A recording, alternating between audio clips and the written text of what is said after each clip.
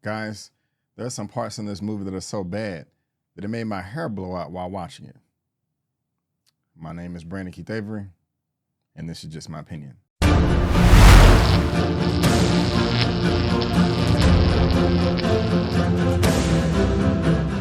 Hey, what's going on, guys, and welcome back to another great epic episode of Just My Opinion Reviews for my Back in Action Netflix movie review.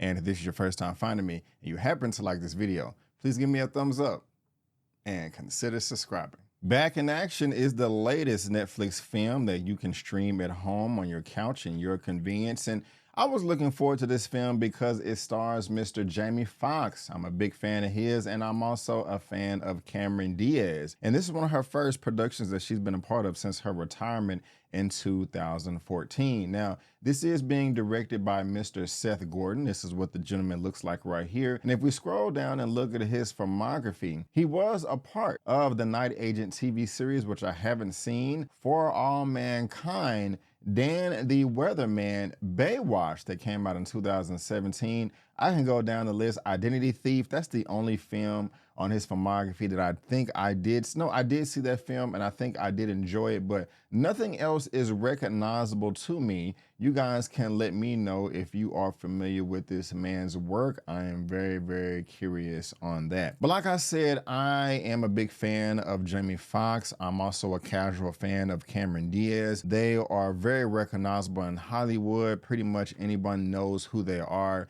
if a conversation of movies is coming up. I did see the trailer for this. I don't remember the trailer even now that I'm giving you this review, but my main thing, I was like, hey, Jamie Foxx is in this movie. I'm a big fan. I'm showing up because of him, no other reason. Now, in my intro, I did say that this movie is so bad that it blew my hair out, and that'll probably give you a precursor on how I feel about the film. But at the same time, I have to consider that during filming in April 2023, Jamie Foxx did have to leave set because he was sick. He had brain bleed, brain leakage, and had to go do emergency surgery, which did postpone the production. He had to come back and relearn everything. And so if that has to do with the quality of this film, I don't know, but I just wanted to put that on the forefront. But before I get into all the nitty gritty, before I talk about all my likes and dislikes, let me tell you exactly what this film Back in Action is all about. Former CIA spies Emily and Matt are pulled back into espionage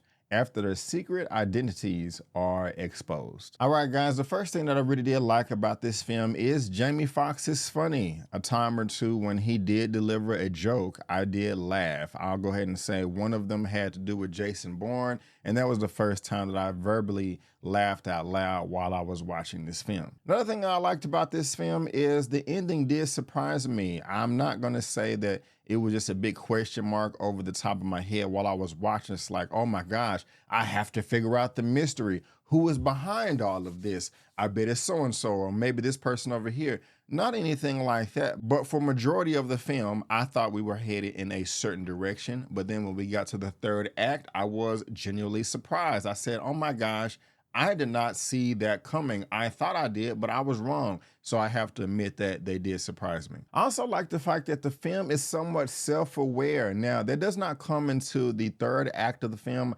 I wish they would have did that a little bit earlier. But again, I was saying, okay, I'll give this to you. You got me there again. And one of the last things that I really did like about this film is when it gets to the midpoint, it really goes to show of how important communication is within your family. Whether you guys love each other or hate each other, communication is key. And I remember hearing a number of years ago, a number of psychologists were saying that no matter what your past is, good or bad, people always perform better in life when they know where they're coming from. And that is a very important plot point within this film when it has to do with Cameron Diaz's character and her mother, played by Miss Glenn Close. That was a highlight for me. It was a very, very uncomfortable conversation during the film, but it was necessary and helped blossom a new beautiful relationship for these two parties for the future. But guys, as far as everything that I liked about this film, it concludes there. And now let me transition to some things that really didn't work for me, and that's pretty much everything else. Guys, this was not a good movie. I did not like it at all. This is being described as a spy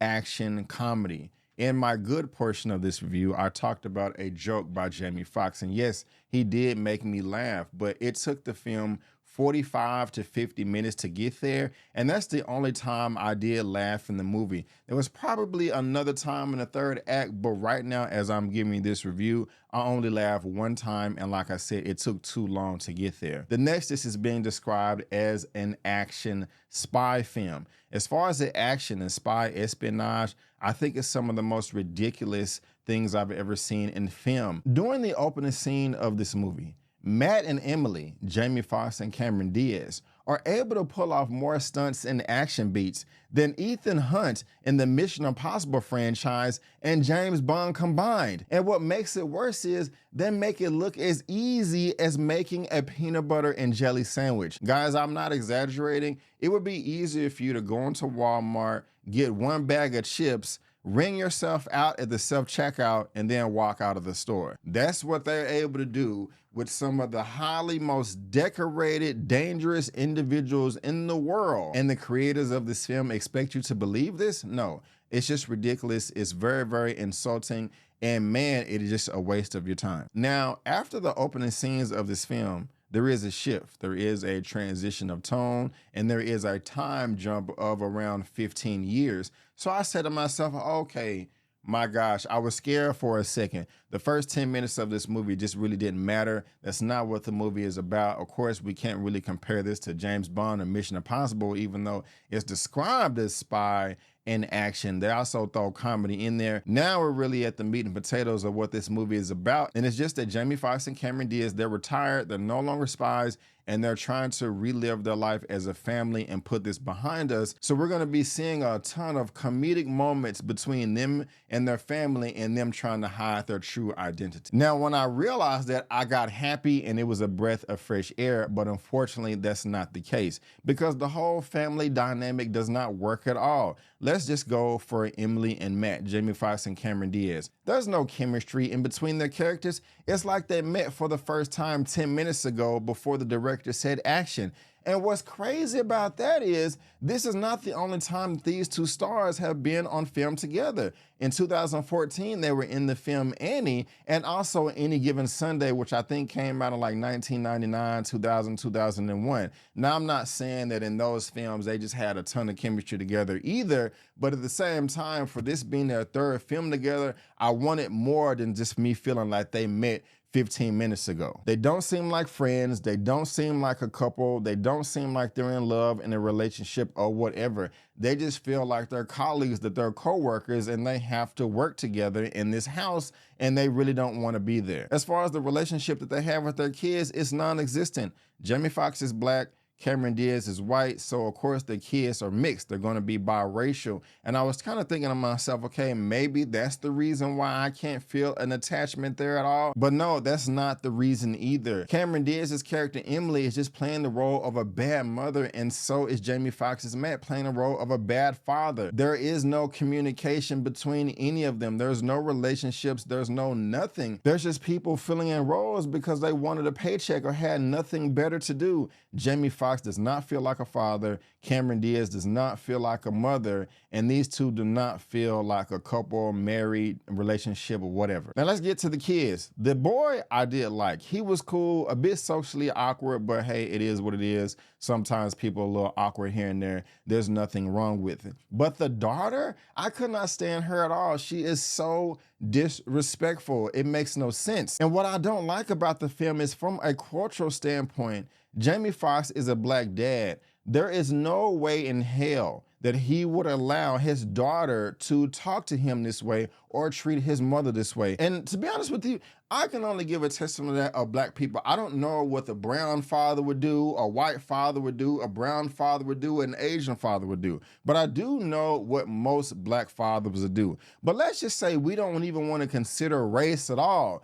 Just no parent, for the majority, in their right mind would allow their children to put them in danger and have no remorse, be non-apologetic about it, and get nothing more than a slap on the wrist. I'm watching this film like, okay, we're supposed to root for these characters, but they're very unlikable. How do you expect for me to do so? I don't like anybody. And it also just comes down to the lack of preparation that Emily and Matt had for trying to hide their identity from their children. These are supposed to be the top CIA agents in the world, the best that have ever worked for this organization, but they don't have enough sense to get a simple lie together to explain to their children of where they met. Oh, we met in Belize, or we met in France, or we've done this, we've done that. I mean, these are teenagers and they have 15 years and they can't come up with a simple story of where they come from, their background, what makes them tick, what makes them talk. Hopefully that is not banned in a few days. It's laughable.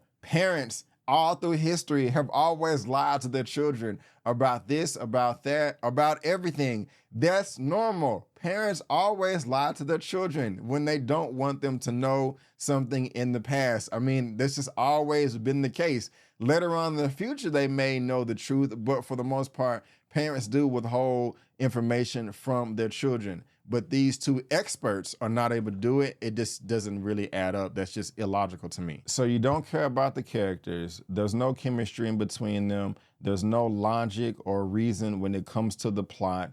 The villains are stale. There is one joke, but that's it. It doesn't really make me laugh. And this is just really generic. Jamie Foxx and Cameron Diaz deserve much more than this production right here. Jamie Foxx, at least, is one of the most talented people in Hollywood. The man is an Oscar winner, not nominated, but winner, and nominated on more than one occasion to my understanding. If I'm incorrect, please respectfully let me know in the comment section. But for him to be part of something that was so watered down is just really, really disappointing. Again, I don't know how his health may have hurt the production of this movie, but guys, this is a huge miss. Now, I will say the latter half of this film does get much better. I was very, very surprised by that. The movie clocks in at 1 hour and 54 minutes, and it does take about an hour for things to switch around. And I'm very surprised to say it is because this actress right here, Miss Glenn Close, when she came into the film, things got much, much better to me, and it just wasn't a train wreck. I don't know why, but it was just a conversation that she was having with her daughter, Emily, played by Cameron Diaz, that made me actually feel something for the characters. That's what I was talking about earlier when I said that communication is key in a relationship and a family. It just makes everything that much better, and that just goes to Glenn Close's character. I really did like her role in this. She saved the film to me. And again, like I said, after her involvement across the board, everything did get better. But that first half of this movie was one of the worst things I've seen in the past few years. The second half saved the day. Not enough to save the film entirely, but at least it's manageable or watchable at that point in time. I will go ahead and give my rating for this at the very end, but for now, guys, that is just my opinion, and I want to thank you so much for tuning in. If you did enjoy this video, please go ahead and give me the thumbs up, subscribe to the channel, leave a comment, and hit that subscribe button. If you want to see any other reviews that I have on my channel on Netflix, you can go ahead and click right here for my Tyler Perry's The 6888.